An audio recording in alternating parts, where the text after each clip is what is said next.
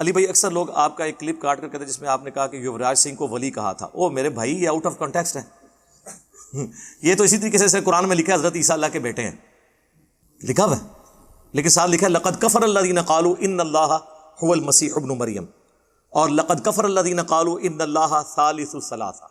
وہ کافر ہیں جو کہہ رہے ہیں اللہ تین میں سے ایک ہے اور اللہ عیسیٰ ابن مریم ہے. یہ تو آؤٹ آف کانٹیکسٹ ہے نا.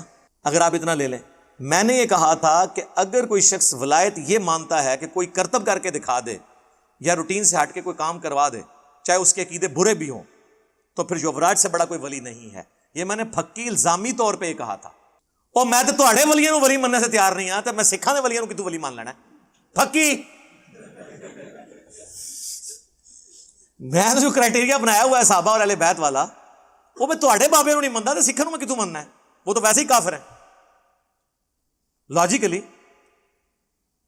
تو وہ میں نے پھکی دی تھی کہ اس نے انگلینڈ کے بالر کو یہ دھمکی دی تھی کہ میں تجھے پوچھ لیتا ہوں, اور یہ تاریخ میں پہلی دفعہ ہوا ہے اور شاید آخری دفعہ ہو کہ ایک فاسٹ بالر کو 6 بالوں پہ 6 چھکے مارے ہیں اس نے, انگلینڈ کے بالر کو.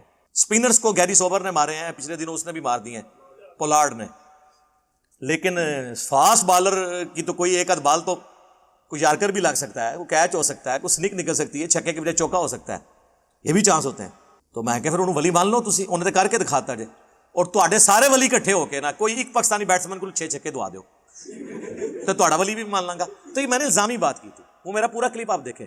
یہ جو کلپیاں کاٹ رہے ہیں نا سر, یہ تو قرآن سے بھی آپ کتنی باتیں کاٹ سکتے ہیں. نماز کے قریب مت جاؤ, آگے لکھا ہے جب تم نشے کی حالت میں ہو. ایک بدری صحابی کو حضرت عمر نے کہا, صحیح بخاری مسلم دونوں میں ہے, یا رسول اللہ اجازت دے اس منافق کا گلا کاٹ دوں. یار حضرت عمر ایک بدری صحابی کو کہہ رہے ہیں منافق اور قتل کی دھمکی دے رہے ہیں. توبہ توبہ توبہ توبہ. لیکن یہ میں نے کلپ کاٹا ہے حضرت عمر کا.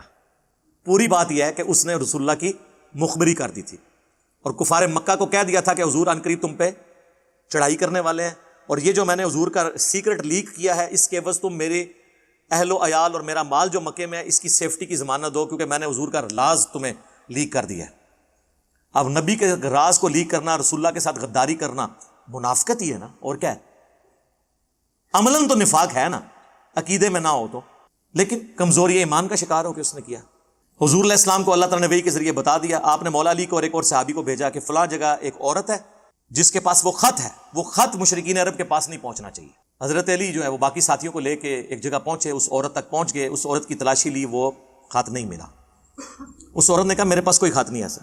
حضرت علی نے کہا کہ جس شخص نے مجھے بھیجا ہے نہ وہ جھوٹا ہے, اور جس نے اسے خبر دی ہے نہ وہ جھوٹا ہے, یعنی اللہ اور اس کا رسول عز وجل و صلی اللہ علیہ وآلہ وسلم.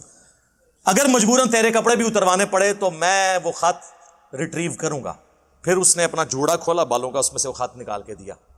اب وہ خط جس نے حضور کی بارگاہ میں پیش ہوا تو ریاکشن آپ سمجھ نہیں سکتے تھے. حضرت عمر یہ نہ کرتے تو کیا کرتے؟ ابن ابی بلتا وہاں پہ بیٹھے ہوئے, حضرت عمر کہتے ہیں یا رسول اللہ اجازت دے میں اس منافق کا گلا کاٹ دوں جس نے آپ کے ساتھ غداری کی ہے. آپ نے فرمایا عمر چھوڑ دو. بدری صاحب کی اگلی پچھلی غلطیاں اللہ نے معاف کر دی.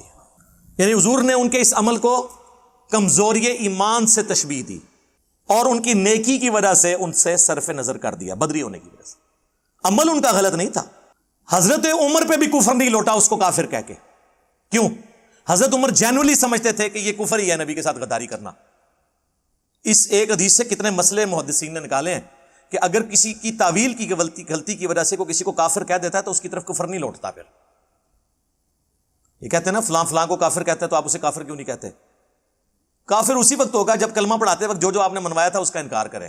اللہ, رسول, آخرت, ختم نبوت, قرآن, بس. باقی کسی کے انکار کرنے سے آپ کفر کا فتویٰ نہیں لگائیں گے. اس کی تعویل کی غلطی ہو سکتی ہے, اس کو جو بات پہنچی اس میں وہ یہ سمجھتا ہے. ہاں, اللہ رسول کا کوئی انکار کر دے گا, آخرت کا, قرآن کا, پھر ہم اس کا کوئی لحاظ نہیں کریں گے, اس میں تو تعویل کی غلطی کی گنجائش ہی نہیں ہے. تو یہ ایک ٹیکنیکل بحث ہے باقاعدہ. لیکن حضرت عمر کو حضور نے نہیں کہا کہ توبہ کر, رجوع کر, تو نے ایک بدری کو کافر کہہ دیا, کفر تیری طرف لوٹ آیا, کیونکہ بخاری مسلم میں حدیث ہے جب کوئی کسی کو کافر کہتا ہے تو دونوں میں سے ایک ہو جاتا ہے. حضور نے کسی سے کوئی توبہ نہیں کری, آپ کو پتا تھا, وہ اپنی جگہ درست کہہ رہا ہے اور نبی علیہ السلام نے صرف نظر کیا. اچھا, اس میں ایک یہ تو پھکی ہوگی ناسبیوں کے لیے, اب رافضیوں کے بھی لیے بھی اس میں پھکی ہے. بعض لوگ جو کہتے ہیں نا کہ وہ مسلم میں حدیث ہے علی سے محبت نہیں رکھے گا مگر مومن, علی سے بغض نہیں رکھے گا مگر منافق, لہذا جنہوں نے ممبر رسول پہ حضرت علی پہ لعنت اور سب و شتم کروایا تو ان کو منافق کیوں نہیں آپ کہتے؟ سر اسی لیے نہیں کہتے کہ حضور نے ابن ابی بلتا کو منافق نہیں کہا, ان کو ان کے اس عمل کو کمزوری ایمان سمجھا، رسول اللہ کے ساتھ ٹکر نہیں سمجھا، دنیا کی محبت سمجھا. اور یہ میں اپنی طرف سے نہیں کہہ رہا، سورہ ممتحنہ میں پھر آیات نازل ہوئی ہیں اس کانٹیکسٹ میں. اللہ تعالیٰ کی اتنی سخت گفتگو ہے اس کے اندر ابن ابی بلتہ کے بارے میں کہ تمہارا ایمان اس وقت تک نہیں ہے جب تک کہ تم لوگ، چاہے تمہارے رشتہ دار قریبی جتنے بھی لوگ ہو جائیں، اللہ اور اس کے رسول سے بڑھ کے جب تک ان کے بارے میں کوئی نرم رویہ رکھتے ہو تو تمہارا نہیں. اس میں بڑے سخت الفاظ ہیں اور بخاری مسلم کی احادیث موجود ہیں. تو اس سے پتہ چلا کوئی شخص برا عمل دنیا کی محبت میں ڈوب کے نفس سے مغلوب ہو کے بھی کر سکتا ہے. ضروری نہیں ہوتا کہ آپ اسے منافق کہیں.